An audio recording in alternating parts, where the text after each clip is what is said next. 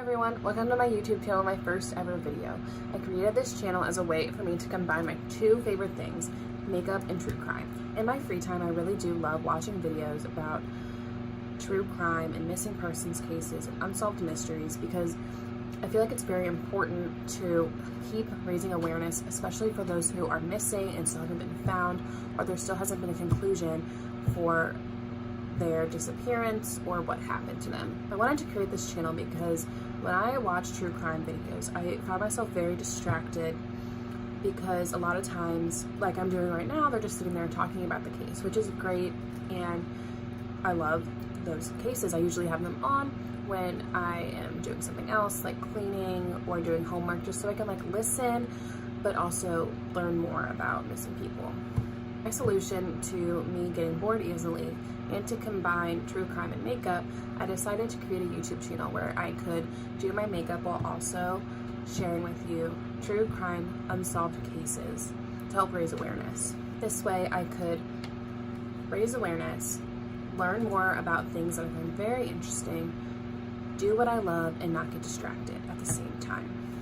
I also just wanted to say that I intend no harm or disrespect to any of the families or people that I talk about on this channel. I don't want to hurt anyone in any way, shape, or form. I want this channel to be very honest, very fact-based, and very true to what actually happened. I'll do my absolute best to do the best research on any topic that I decide to cover. Really doing these kind of YouTube videos because I want to bring justice and closure to the families of people who have disappeared or have been harmed in some way.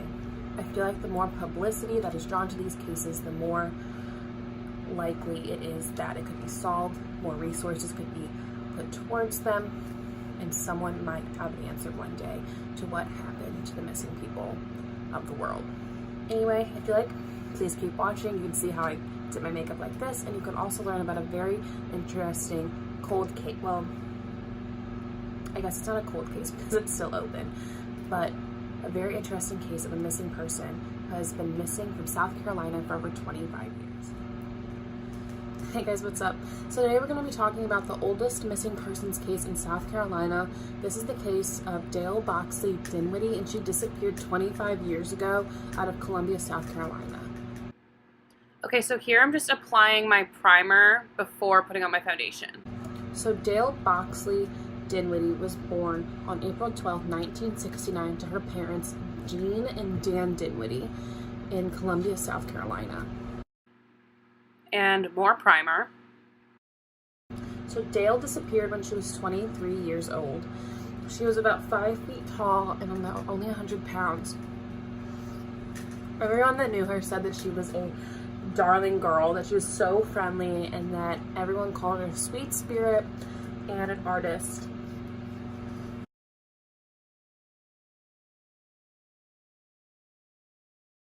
She had just come home from studying college at the university called Randolph-Macon to live with her parents and pursue graduate studies at the University of South Carolina.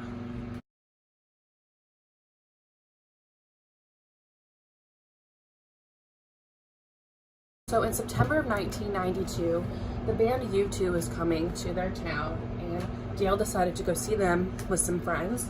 They were performing at Williams-Brice Stadium. So they went to see U2. They had lots of fun. And then about 11:15 p.m., the concert was over, and Dail and her friends stopped at Jungle Jim's, which was a popular nightclub in the Columbia area, in the Five Points area. And Dail had been there before, so she knew where she was going. She kind of knew the vibe. She knew what was going to be going on. Okay, so here I'm just brushing out my eyebrows and beginning to fill them in with the Anastasia Dip Brow in Taupe. So the concert ended at 11:15, or at least that's when they left the concert, and they headed over to their familiar hangout, Jungle Jim's. So at about 1:30 a.m., that was the last time Dail was seen. Was seen by an employee at the club. She had lost track of her friends, and I think that it said that she asked the employee if she had seen her friends, because she was a regular. I wouldn't say a regular, but she had been to jungle gyms before. She was familiar with this area, so she kind of knew people that could be familiar to her. Okay, so here I'm just finishing up filling in my eyebrows and making them look as good as possible. So reports said that Dinwiddie talked to the bouncer at the jungle gyms for about 15 minutes before they saw her walking out the door between 1:15 a.m. and 1:30 a.m. Okay, so here I am just finishing up the final touches on my eyebrows, and then I'm getting some concealer and I'm outlining them and making them look crisp and clean. Dail was last seen walking down Hardin Street, and she had left her purse behind at Jungle Gym. Police are unsure if she got into a car, if she was grabbed. They're not really sure what happened, but all they know is that she was last seen walking alone on Hardin Street. They think she might have been looking for her friends, because, like I said, they did get separated. I wasn't able to find if it was like a planned separation, like, oh, I'm going to the bathroom, I'll see you in a minute, that kind of thing, and then they just like got separated, because that can happen. Or if it was unplanned, they just like, it was too crowded and they just lost sight of each other, because that happens a lot too, especially in a nightclub where there's drunk people and there's a lot going on. It was unclear whether or not Dail had been drinking. She was of the legal age, and not that it matters that she was drinking, like, it's not her fault, obviously, but if you are impaired from alcohol, like, it could have made her an easier target. Like, if whoever took her probably saw her walking down the street and thought, okay, like, she's coming from this nightclub. If I'm going to take someone, I'm going to take someone who is incapacitated. But it is in no way her fault at all, obviously, that she's a victim. Another reason why they're not sure what happened to Dail after she was last seen at the club is because there was no security outside jungle gyms like there is today. So there were no cameras to see what direction she went off on, like if she got into a car, if she caught up with someone that she knew. Because, you know, someone she knew could have hurt her or taken her or done something or knows what happened to her. Okay, so here I'm just beginning to apply my foundation. I'm wearing the Maybelline Superstay Foundation in the shade Classic Ivory. So Dail was a very responsible young adult. Like, she lived at home when her parents trust her. So at 6:15 a.m. when her parents woke up, her dad noticed that the lights and the radio were still on in her room and her bed hadn't been slept in, so they instantly knew something was wrong, because it wasn't like her to not come home or not tell them, hey, I'm staying at a friend's house, like something like that. Before immediately calling the police, they did call all her friends, and just to make sure that maybe she forgot, you know, like, such a fun night, you get wrapped up in things, and you just forget to call. Like, this was 1992, like, people didn't text or be on their phones like the way they are now, so if she did have a cell phone, like, maybe she didn't have text messaging, maybe it was so late she felt bad calling her parents, she didn't want to wake them up.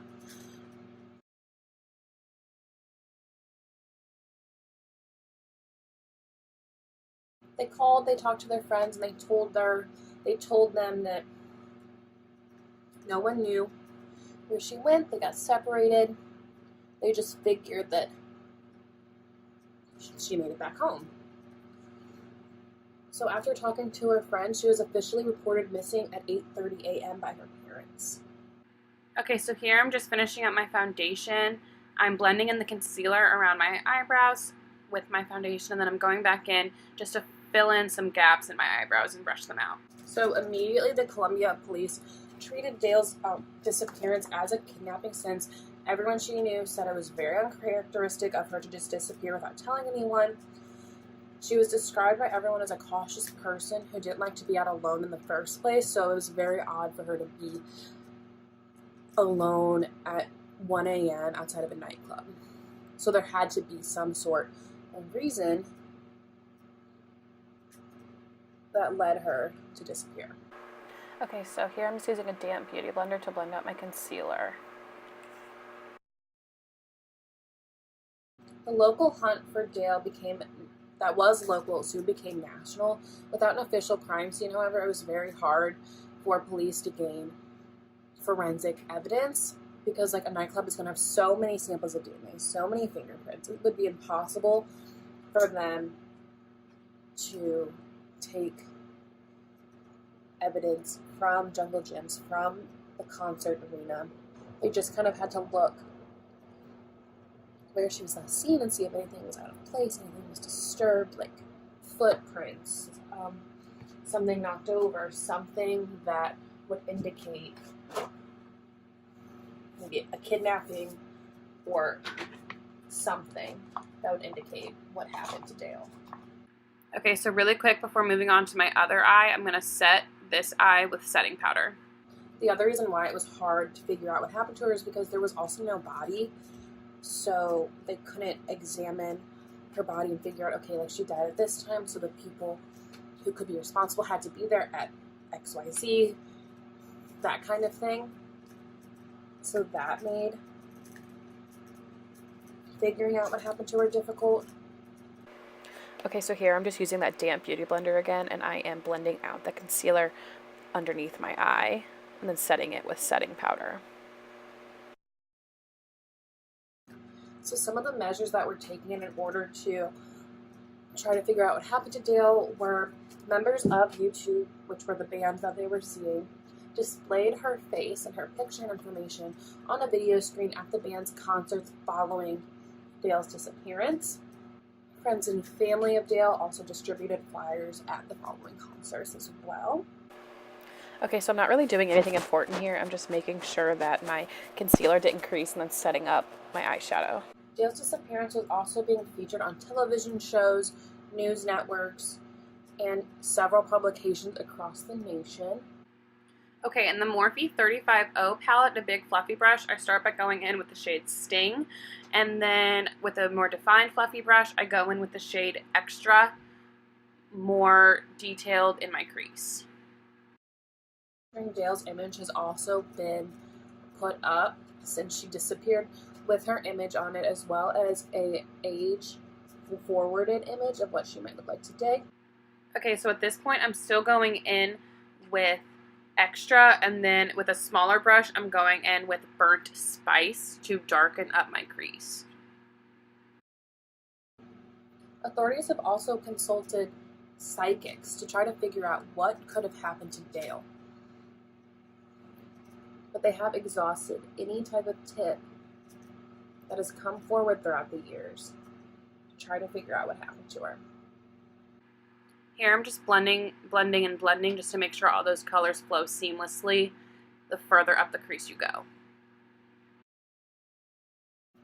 Because of the lack of clues, police have come to the conclusion that it might have been a very carefully planned abduction.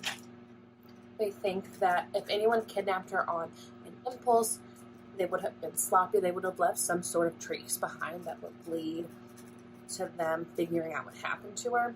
However, since there was no forensic evidence, there was no crime scene, no body's been found, they think someone might have targeted Dail or targeted that night in particular to kidnap someone. And now with a smaller pencil brush, I'm going in with the shade Click to really deepen up the crease and add dimension.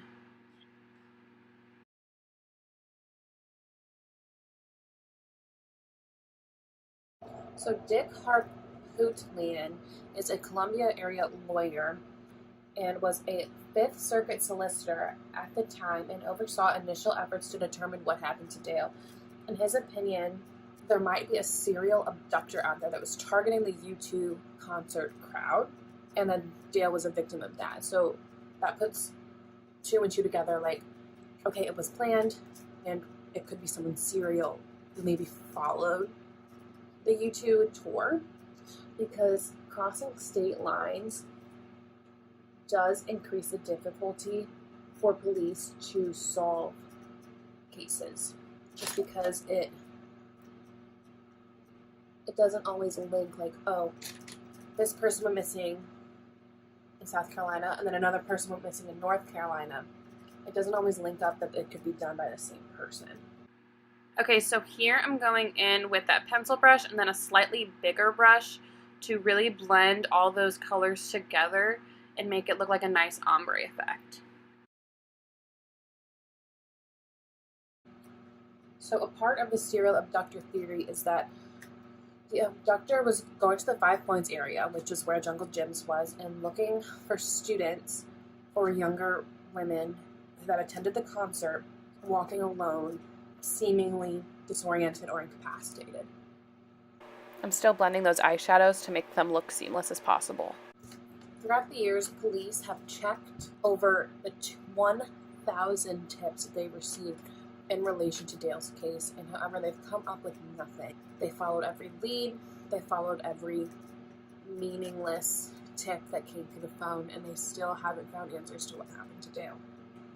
The search even led investigators to dig up bones that someone said were Dail's, and they turned out to be a deer. They checked properties with ground-penetrating radar. They tore up a floor of 5 Points because someone thought they smelled a dead body, but it turns out nothing. Nothing led them to find Dail. And they even pulled a car from a pond in Lower Richland with the suggestion of clairvoyants who said that it has something to do with Dail's disappearance. Here I'm taking a flat shadow brush, spritzing it with MAC Fix Plus, and then using the shade Sizzle all over my lid. Investigators traveled as far as Las Vegas in search of what happened to Dail. They went to Minnesota to interview criminals that could be connected to her case or that claimed to know something or were ready to tell their story, but they turned out to be false or inconclusive. Okay, so here I'm doing the same thing I did before, but just on my other eye with the same shade Sizzle and a flat shadow brush. FBI, state, and local investigators now check out any leads or tips concerning the Dail Dinwiddie case monthly.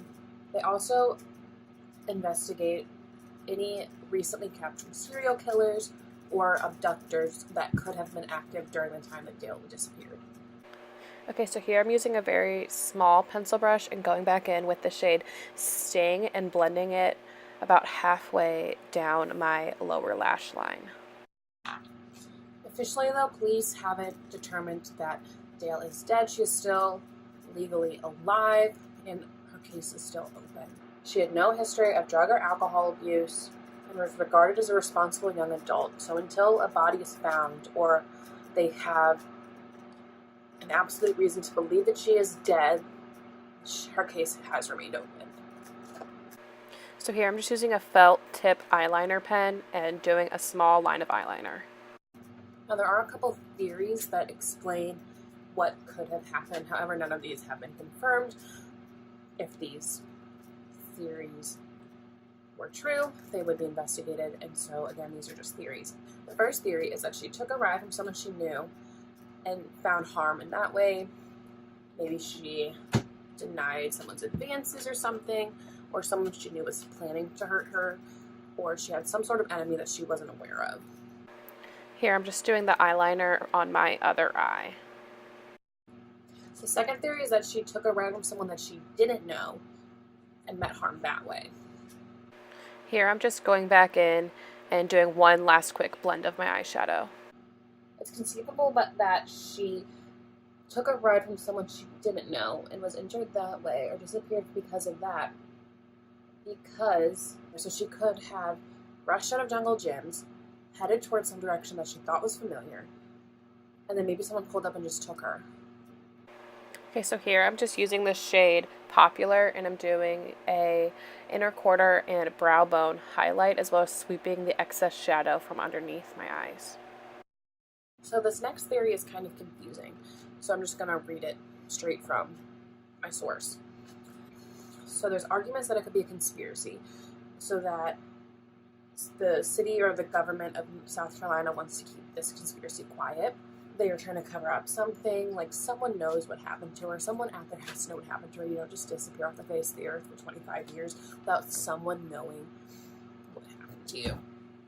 So they think maybe they're covering up because you don't want people going through your town and thinking, oh wait, that's a bad town, like a kid was murdered there, like, so I think maybe they're trying to cover it up to kind of keep safe face. I mean, another theory is that it could be something else entirely. None of those theories could be correct. Okay, so here I'm just getting my big fluffy face brush and using the Anastasia Beverly Hills contour kit to bronze my face. So this theory that investigators investigated was that a serial killer named Ronaldo Javier, also known as Ray Rivera, was involved in her disappearance.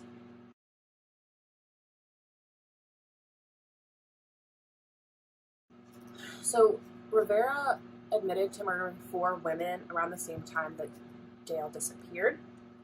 However, these were Georgia women, and police do think that there could be more that were his victims. He was charged for one of the killings in 2000. So the reasoning why he was involved in Dail's disappearance is pretty convincing.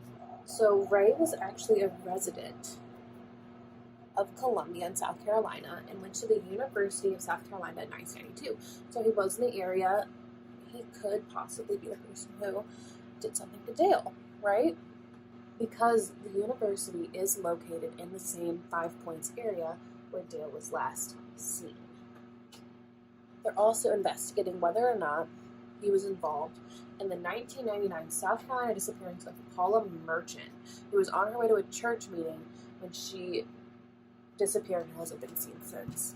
So Rivera was a Navy pilot with an exemplary military record. So at the beginning they're like, okay, like maybe this isn't him.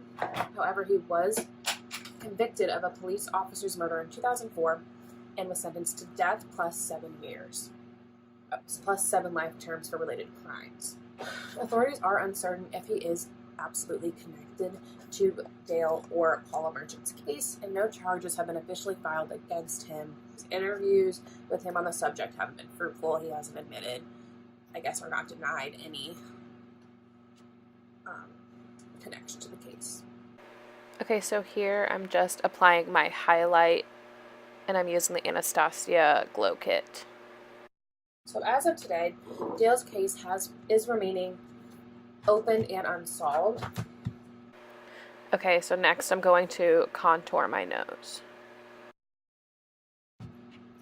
Because of her disappearance, a nonprofit organization called the Dail Dinwiddie Safe Streets Foundation was created and is aimed at helping find any and all missing adults, as well as educating young people about personal safety. Okay, so here I am just going to finish highlighting my face and then I'm going to apply my mascara.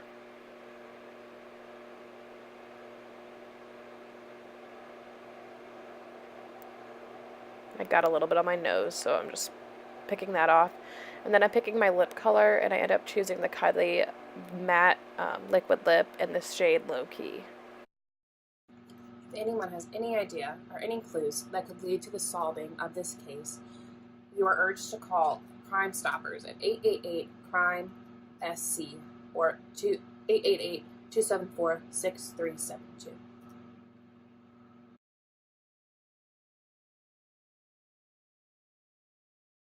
There is actually a $20,000 reward that is still being offered for anyone with information on what happened to Dail. You're urged to contact the Richland County Sheriff's Department or the Columbia Police Department with their information. That wraps up our case for today and my makeup look. I will list all products that I use down below. If you have any questions, comments, or concerns, please feel free to leave a comment. Anyway, I hope you enjoyed the video and I hope that this helps spread awareness to what happened to Dail Dinwiddie, and I hope that one day we get the closure that we so desperately need for her family and her friends to know what happened to her.